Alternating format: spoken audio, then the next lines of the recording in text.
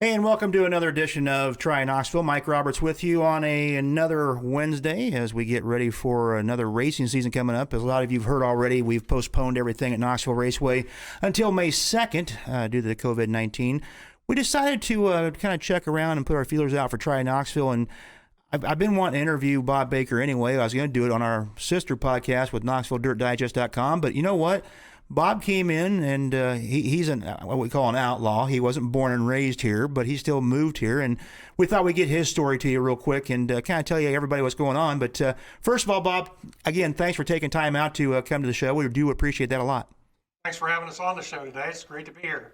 You know, one of the things we talked about, and I got to be careful of this a little bit, but you weren't born and raised here, but you are like family to everybody around here. I mean, everybody knows Bob Baker. How many years have you been in Knoxville now as far as living in Knoxville? Living in Knoxville and working at the National Sprint Car Hall of Fame and Museum, I've been here 12 years. This June will be my 12th year. So June 23rd, 2008 was my first day here in Knoxville working at the National Sprint Car Hall of Fame and Museum, but I've been coming to the races in Knoxville with my brother since we were teenagers, early 20s. We would come up from Kansas City to go to the races on Saturday nights and go to the Nationals and just have fun on weekends. You know, and being a big race fan always helps out, but let's talk about born and raised in Kansas City area then? Yep, grew up in Kansas City, Missouri. Went to the races every week at Olympic Stadium on Truman Road on Sunday nights with the midget races. And then once in a while we'd get lucky and get to go see a USAC sprint car race over at the old Lakeside Speedway on Leavenworth Road. Sure. And if there was a sprint car race over at Riverside, we'd get to go to Riverside Stadium in Riverside, Missouri. And of course, once a year we'd get to go to the Missouri State Fairgrounds for the Missouri State Futurity Race, a 1 mile dirt track in Sedalia. And if there were special events there, we'd end up in Sedalia once in a while. So just pretty much the Kansas City area, Sedalia, Marshall, Missouri. We'd venture to Granite City, Illinois, and some of the tracks in Kansas and Oklahoma, the old fairgrounds track there right behind where they hold the Chili Bowl now.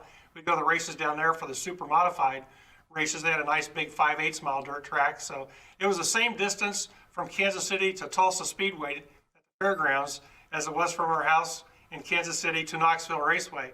So we had lots of options on Saturday night, but I'd say probably 75–80% of the time, depending on the weather, we would end up in Knoxville. I got to go to the old Lakeside Speedway one time in my lifetime, and I'll tell you what, it was a blast down there. You know, and I-70, they're resurrecting I-70 down that area too. So for race fans, that's I haven't seen a schedule yet this year. I don't know. Have you seen a schedule for those guys yet? I've seen a little bit of a schedule. You know, I did promote the races at Lakeside, right, the new Speedway, and I-70 Speedway back in the mid-'90s when they were pavement tracks.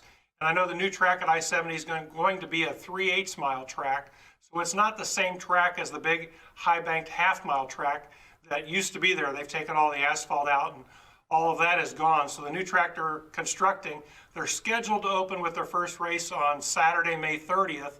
And a lot of that's going to depend on, you know, what's going on around us and exactly if they're able to get the construction done.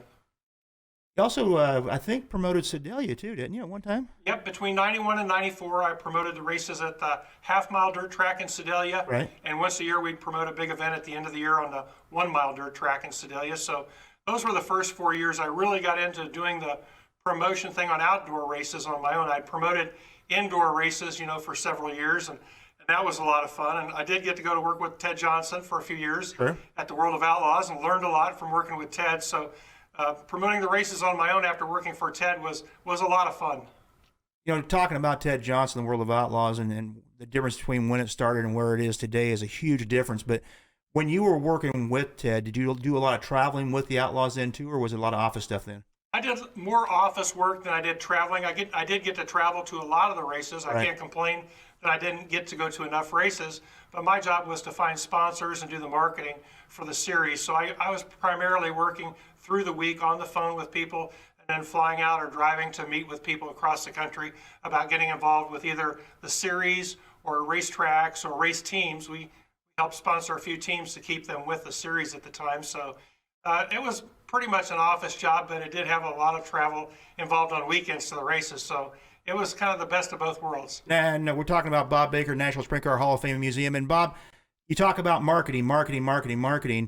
Where did you become young race fan to working for Ted Johnson and promoting races and all the marketing? Where did you get your marketing skills at then? I think most of my interests and skills as far as the marketing came was when I worked for the tire companies in Kansas City. I worked for National Tire Wholesale and for Shore Tire Company. And when I was with National Tire, they considered any of their tire stores that were west of the Mississippi River to be their western state stores. And so I had basically 3 cities, Kansas City, Phoenix, Arizona, and Salt Lake City, Utah, that we did the marketing for. Wow. And we did everything from special events like at car races. We had billboards at tracks. We sponsored events. We gave away sets of tires on monster truck shows. Right. We did all sorts of things. We had, I think we had 6 hot air balloons that were sponsored by tire companies like Michelin, Goodyear, Pirelli, Continental, BF Goodrich, and we took those across the country and put them up at special events, whether it was concerts or baseball games, football games. So I think that marketing from the tire stores, and it just so happened that the demographics overlapped with my passion for motorsports, and 18 to 54 males predominantly, or we were marketing the tire stores and the races for, so that it was a perfect marriage for the tire stores to market their tire products and buying tires at the car races. And I'd been going to the car races anyway, so I was eager to help the racetracks and people in racing, to get a little bit more revenue and help us with our tire stores. So that just kind of worked together, and from there it evolved to promoting indoor car races. I promoted one race at the American Royal Arena before it closed in Kansas City, and then we moved to Topeka, Kansas, to the Kansas Expo Center, and we put on modified midget indoor car races once a year, the Miller Indoor Winter Nationals, and we had a great time doing that. And so I think that's my marketing from the tire stores and the indoor races is what kind of led me to the world of outlaws and then promoting races on my own. Kind of mixed up 2 loves there, because you enjoyed the marketing part of it anyway, plus the fact that you loved racing. I mean, and again, I always tell everybody, especially with Knoxville Raceway, come once you'll enjoy it, come twice you'll be addicted, and that's the way it is with every kind of racing as far as the dirt track and the open wheel racing around the Midwest. Let's fast forward now. You had an opportunity to come to Knoxville, Iowa for a job, and talk about a job that's, how do I want to say this? It's not curtailed to Bob Baker, but you've literally just kind of moved right in, and it's like you've been there since the whole concept of the Hall of Fame started. I mean, you hit the ground running, like there was no transition period between you and Tom. Well, I think there's several things that play into that. Part of it was that I was coming to Knoxville as a race fan for lots of years with my brother, and so I was here before the Hall of Fame was built. And when the talk started coming about of building a National Sprint Car Hall of Fame, and whether to build it in California or Pennsylvania or here in Knoxville, I was really interested in that. And there was a little voice in the back of my head that said to me, you should probably get involved with this Hall of Fame thing. This is something you're probably going to want to be involved with. You've had so much fun in racing, going to the races with your brother. You should probably do something to put something back into the sport and just get involved. So I think it was the first or second year that the Hall of Fame had their supporting memberships for $25, where you send in $25 and you get the newsletter, right. And you get a discount on the things you buy in the store, and you get free admission to the museum. I started to become a supporting member of the National Sprint Car Hall of Fame, way before it was actually built. Sure. And then as it got going and Tom Schmay was hired, I got to become friends with Tom. And so I got to even go to a few board meetings. Some of the people I worked with in motorsports, would have me come to the board meetings for the Hall of Fame before I was an employee. So I think those things helped. But the transition, I think Tom Schmay is really, I've told other people this, the only person I know who's ever trained somebody to do his job because he cared so much about the National Sprint Car Hall of Fame Museum. He wanted to see it continue on in good hands and to be prosperous and to live forever. Right. And so Tom, I would brush all these wild ideas coming in, off of Tom when I first started, and he'd say, well, that's a really good idea, but I wouldn't do that if I was you, or that's a really good idea, let's try that. I think you should try that. And sometimes he would say, I think we should try that. And then he'd look at me kind of funny, and I was like, oh, this is trouble. So we got along really well, and we always didn't agree on things, but we always agreed to do what was best for the National Sprint Car Hall of Fame and Museum. I think our passion for the museum is what helped Tom share his knowledge with me and help me bring some new ideas to the Hall of Fame. And also the board of directors at the time I was hired, they went through a national search to find somebody. Right. And I feel really fortunate that they called me and asked me if I was interested in the position after they'd interviewed 130 some resumes and all these people came to Knoxville. And so I just really feel lucky that I'm the person that gets to do this for a living. It's a lot of self-fulfillment to be able to put something back into something that you care so much about. I know how you feel about Knoxville. Oh, yeah. And I can see it in a lot of the interviews you do and like with the thing Saturday night where everybody was out scooping the loop and all that, and brought back all those memories to you. Well, it's the same with me going to the races and coming to Knoxville and working at the National Sprint Car Hall of Fame Museum and inviting friends and people across the country to come to the museum, to come to Knoxville for a race, because I feel as much enjoyment as I've gotten out of it, that there's better than a 50-50 chance that if we invite somebody to come to the races, they're going to have a good time, they're going to want to come back, and they're going to want to share that and bring their friends with them. So that's what I try to do still from the museum standpoint, is to bring people to the races in Knoxville and to our museum to enjoy Knoxville. The people in Knoxville, from the time my brother and I start coming up here as youngsters, have been great to us. I can still remember people that were Fair Board members at the time taking tickets, and they nicknamed my brother and I City Boys. And they say, hey, what are you boys doing up here tonight? And it's like, oh, you guys have a good time, enjoy the races. And so that always stuck with me. That even the Fair Board members were selling tickets, taking tickets, helping out around the racetrack. It definitely, Knoxville Raceway is a community event every time there's a race there. And a lot of people don't know a lot of the work that the Fair Board does, the Marion County Fair Association does behind the scenes to make every race site enjoyable for race fans. But being in the business, I get to see the new concrete and the new fences and the new races and the new events that come to Knoxville. And it's great to have such a great partner as the Fair Board and Knoxville Raceway.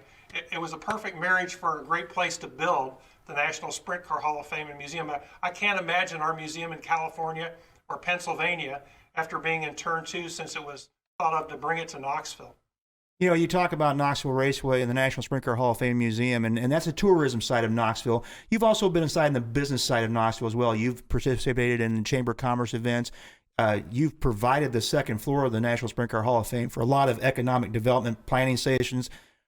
I know what made you want to try Knoxville, but why do you think other businesses, why do you think other larger teams in our racing industry, or just, again, Weiler Industries, if they choose Knoxville? I ask you that because you came from a big corporated city. Kansas City is a big city, and Knoxville is a population of 7,300 right now, but yet we still bring in new business and new families all the time. I think Ralph Capitani probably said it best when he said it's the people. People here are very great, friendly people. Like I mentioned before, they were very welcoming to my brother and I, a couple of teenagers coming up, back in the 70s, early 70s, right, to come and watch the races in Knoxville. But it's not just to young people like my brother and I, but everybody is so welcoming here. When businesses come into Knoxville and they work with the city of Knoxville and they work with the Chamber of Commerce, and they're working with the museum or they're working with the racetrack, they'll confide in me and they'll tell me, we've been to a lot of cities looking to do things, but this is the easiest place to do business. The people are so friendly here. Everybody wants to help. And that's one of the things I think that attracted me to Knoxville was the people. People are so friendly. When I started in the museum, I was very, very fortunate that everybody that was there just accepted me as, just like one of the gang. Right. And so it's been like that from day one since I started to come to the races until today, working in Knoxville at the National Sprint Car Hall of Fame Museum. It's the people. The people are so nice. They're so outgoing. They're so willing to help. When I first started, and Tom and Lori DeMoss, who works in the museum, told me, well, don't worry about that, about getting the trash taken out during the Nationals. We have volunteers that'll help us with that. And I was just amazed. There were people that Joe Roach doesn't even live in Knoxville anymore, but he came in after I was at the museum about a month. He said, now, during the Nationals, my deal is I take out all your trash. And I go, what? And I was looking at him kind of funny. He goes, I'm telling you. He goes, Bob, you don't worry about the trash. He goes, I take out the trash in the restrooms, in the offices, in front of the building, under the cash register. He goes, all the trash receptacles, all the trash cans are emptied every hour and a half during the Nationals. He goes, believe me, it piles up. You wouldn't believe how quick trash piles up around here those 4 days. And he was exactly right. But to think that somebody would do that as a volunteer item to help our museum, people think of wonderful ways. Some people make quilts and donate them for our auctions. It's just the people in Knoxville that make Knoxville special. I mentioned Weiler Industries and how all the expansions they've done in the last 5 or 6 years.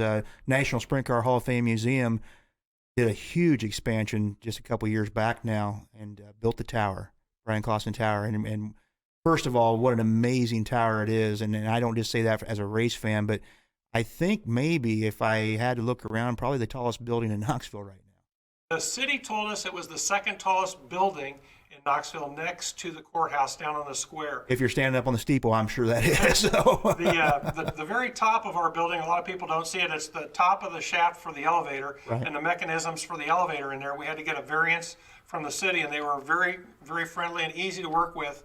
They wanted to know why we needed it, and we told them we don't want people to have to walk up to like the 6th floor Right. of the observation deck at the Brian Clausen Suite Tower. We want the elevator to go all the way to the top, and they understood that, and they said, okay, you're on the fairgrounds, it's part of the racing community thing, They gave us the variance. They were very friendly, but it's so nice to stand up there and look across the city of Knoxville and see the courthouse steeple over there and see the water towers in the area. On a clear day, you can see all the way to Pella and see some of the water towers and some of the businesses in Pella. It's real easy to see 3M from the top of our building. It's just a great view of Knoxville Raceway and the surrounding areas. So we were very fortunate that the timing was right.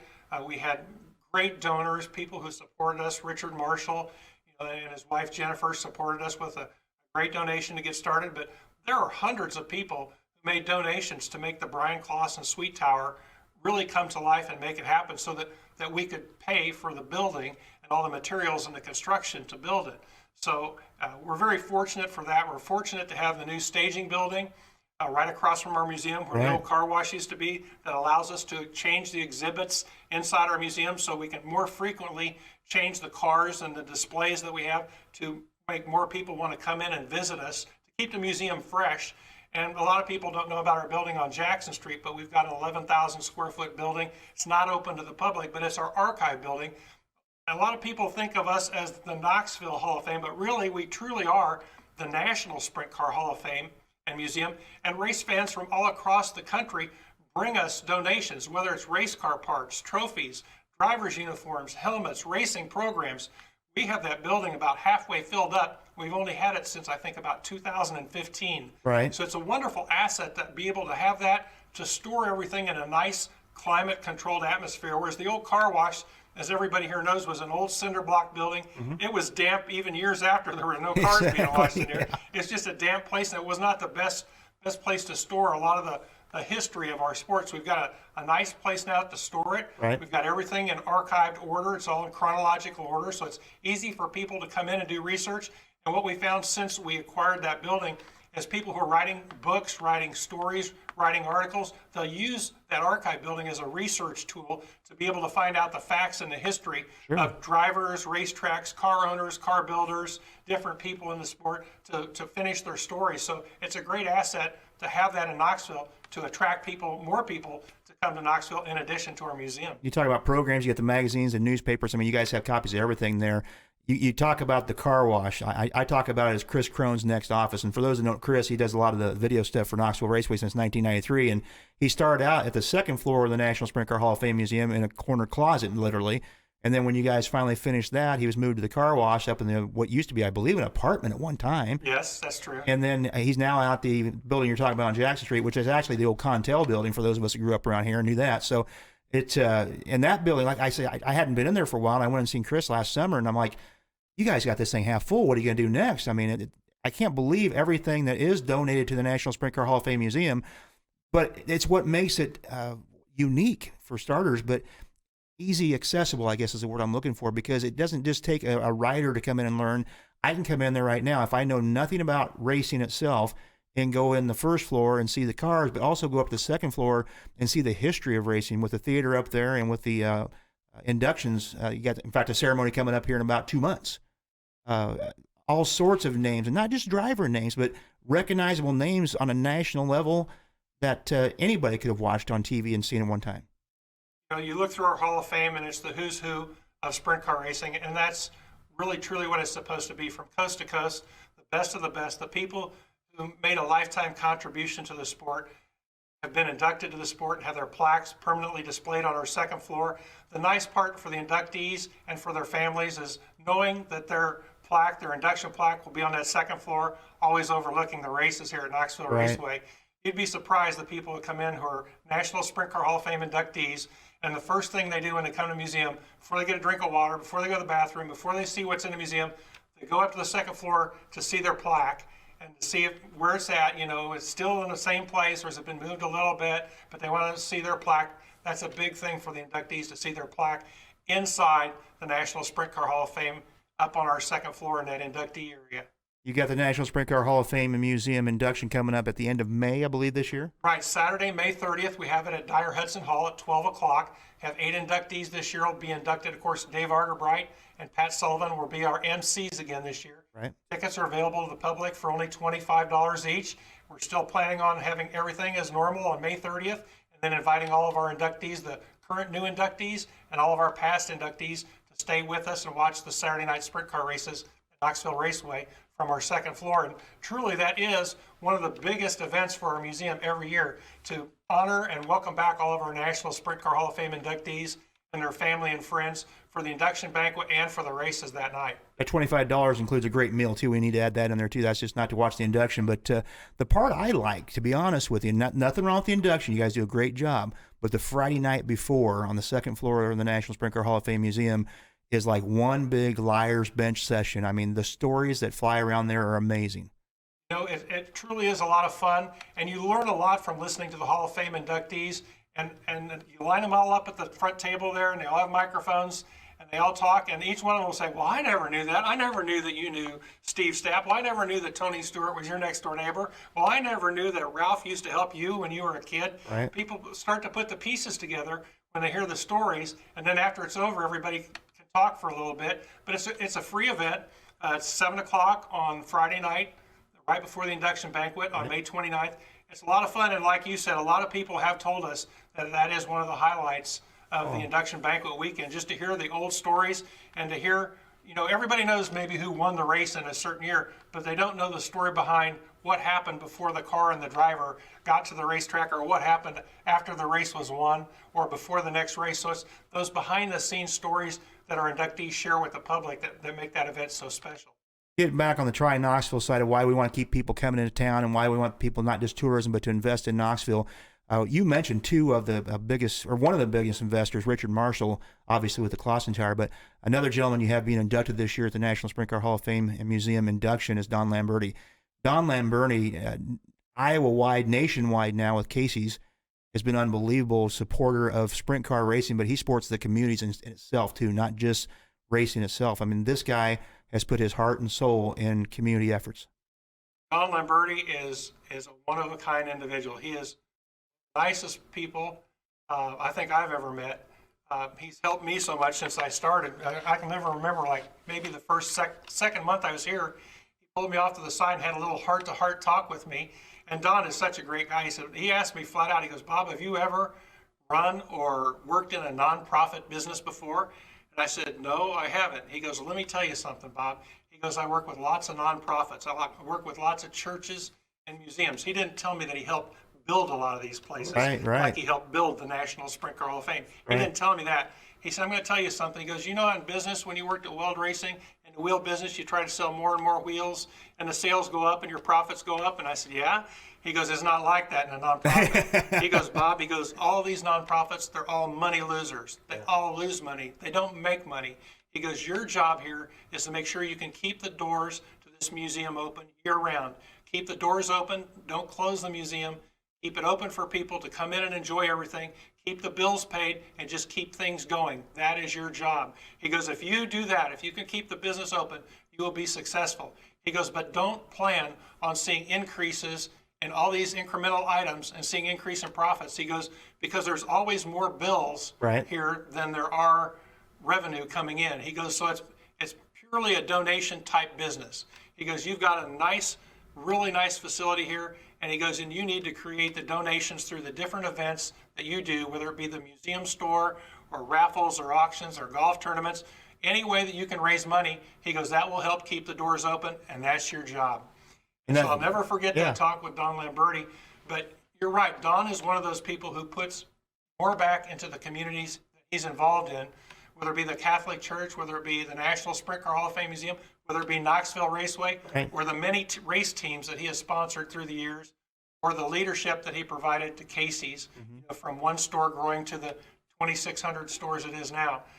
We owe a lot. Our sport owes a lot to Don Lamberti. Yeah, I don't know where they are number-wise now, but I know here a couple of years ago they were talking about every state having a Casey's General Store before it was all said and done. That was their long-term goal, like 15-year plan maybe. I think that's still a long-term plan. I know getting ready to expand to new states, and they're building new warehouses. I remember when they started to build the first new warehouse. Of course, the one in Ankeny is the mothership, Right. their big one. But they wanted to go to Terre Haute, Indiana, and so I was talking with Bob Myers and Don Lamberti, and they go, "Hey, when you go to the races, when you went back to Indiana, did you know anybody over in Indiana that could help us?" I go, "Help you with what?" And they go, "We need some economic development help to build a new warehouse in Terre Haute." And I go, "Why don't you call Raleigh Hellman, because he works with the governor in Terre Haute." And I said, "I think Raleigh can help you." They go, "Well, do you know his number?" And I said, "Sure." So Raleigh and Don Lamberti and Bob Myers got that whole thing put together for that warehouse. Right. And Bob Myers told me the day after that they went and signed the papers, he goes, "You know, Bob Baker, we sat there for 2 hours and we talked about racing for an hour and 45 minutes. And the other 15 minutes we signed the papers and talked about the warehouse." He goes, "It's nice to deal with somebody who understands racing and who understands business, and that you can have a friendly business relationship with, and everything works." So Don is just one of those guys that, if he can do business with somebody in the racing industry, he's one of those people that he'll do whatever he can to support racing. And that's so nice to have a friend like Don, and so nice to have his leadership behind our museum. Well, yeah, like I said, it's not just investing in Knoxville Raceway or the National Sprint Car Hall of Fame Museum, but he's got 3 stores here in Knoxville alone. Again, we're a population of 7,300 people, but they've targeted the areas where they need their stores at, and it wouldn't shock me to see another store pop up one of these days. I mean, that's just how much he puts in the community effort, not just in Knoxville, but nationwide. And I use that because you told your story about how, you're running a not-for-profit business, but you got to keep the doors open. Right now, under the COVID-19 thing, the doors are closed. You're still working now, but the doors are closed. How are you guys keeping the money going? I know that the Corvette's still up for grabs. Yes, we do. We have our Win a Z51Corvette.com sweepstakes going on. We started last year with our first Corvette. We gave it away during the Nationals. Right. So we got one of the new mid-engine Corvettes that's being built right now as we speak. So once the factory gets back to work, it'll be being built. Right. We anticipate having that torch red Corvette in our lobby sometime this summer. So we've got the Win a Z51 Corvette going on right now. We also have our SprintCarRaffle.net going on. This will be the 13th sprint car we've given away. Our friends at Speedway Motors not only built the car, but they had Speedway racing engines, built a brand new 410 engine for the car. Nice. That's the purple car with the 4X on it that everybody remembers Jan Opperman and Doug Wolfgang driving. Right. This was going to be our 13th car, and we typically put number 1 for the first year, number 12 for the 12th year. But we were a little superstitious, so we were looking for something different to do. And Speedway Motors came up with the concept and the idea, why don't we put the 4X on? Because Speedway has such a well-known relationship with those 2 drivers back in the day. So it worked out perfect. A lot of people have told us the paint scheme on the car is one of the prettiest cars they've ever seen. It's the Speedway Motors, the bright purple and yellow that really stands out when we take it to racetracks. I know a lot of the people in Knoxville see the car around our museum or out in front during the big races, but Lacey White takes this car across the country. She drives to the state of Washington, California, Pennsylvania, Eldora, the trade shows, you name it. We take the race car, trade shows and races across the country to raise money to keep the museum open. And typically, over the years, next to our suites, the raffle sprint car has been our second largest source of revenue. So besides being a great way for us to raise money for the museum, it's been a great business to be able to work with all the builders of the parts and components in a sprint car to help us with our museum. I'm going to diversify, get off the track here just a little bit. Sure. When that program first started, the Hall of Fame Board of Directors thought, well, we could get donations from all the people who build parts for these race cars. You look at the tire companies, the wheel companies, the wing companies, the shock companies, and all the engine companies. Let's go to those guys. They're all selling lots of parts, and they'll make donations to us. Well, all the parts people said, we really don't have that much money, but we could donate parts. The board said, well, if everybody wants to give us enough parts to put a car together, let's put a car together and raffle it off. And so that's how the raffle sprint car came about, years ago. Right. It's a big money maker for you guys as far as keeping the doors opened up. Now, let's go back. Once the doors finally do open up, which, everybody's hoping for the first weekend of May, obviously, that happens, and I'm going to tell my story. I've done a lot of traveling over the last couple of years. I went to LBJ's Presidential Library. It was $15 to get into there. I went to Johnny Cash Museum down in Nashville here about a year and a half ago. It was $20 to get in there. The cool thing about the National Sprint Car Hall of Fame Museum is you're not going to go broke as one. Now, I'm talking single admission now, that $20 and that $15. Single admission adult price. $5. $5. Yeah, and there's no time limit. A lot of times these other museums are kind of rushing you through with a crowd, and they show you everything, then they shoot you out the door. You can hang out there for a long time on that first floor. I mean, I've done it before. You can have a lot of fun at our museum just on the first floor. The addition of the movie theater has been nice on our second floor, and we can use that space for lots of meetings and other seminars, for even a wedding. builders. Even a wedding. Yeah. Yeah. We've had so many events on our second floor that conference area has worked out for weddings, funerals, Pinewood derbies for the local Boy Scouts. We've used it for just about everything. When the Iowa caucuses happen and the presidential candidates come through Knoxville, we get those typically, when that happens. It's a great place for meeting space for the Rotary Club every Wednesday that comes. It's great when the politicians, when they have their Republican or Democratic, caucuses or whatever they want to do to meet the candidates for local or national events, for polling. It's just a great space, and we're blessed to have that space on the second floor. Also the area for the theater, our small library, and now the archive building. The space really is a blessing to us. Allow us to do other events inside the museum. For those who want to try Knoxville for vacation this summer, what's your hours going to be then?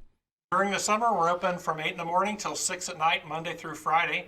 And that's every day, even in the wintertime. We're open year-round, 7 days a week. On Saturdays, we're open from 8 in the morning until the races are over on race nights. If there aren't any races going on, we're open from 10 in the morning till 5. Okay. And on Sundays, we're open from noon until 5. So we're only closed 4 days a year, Christmas, Easter, Thanksgiving.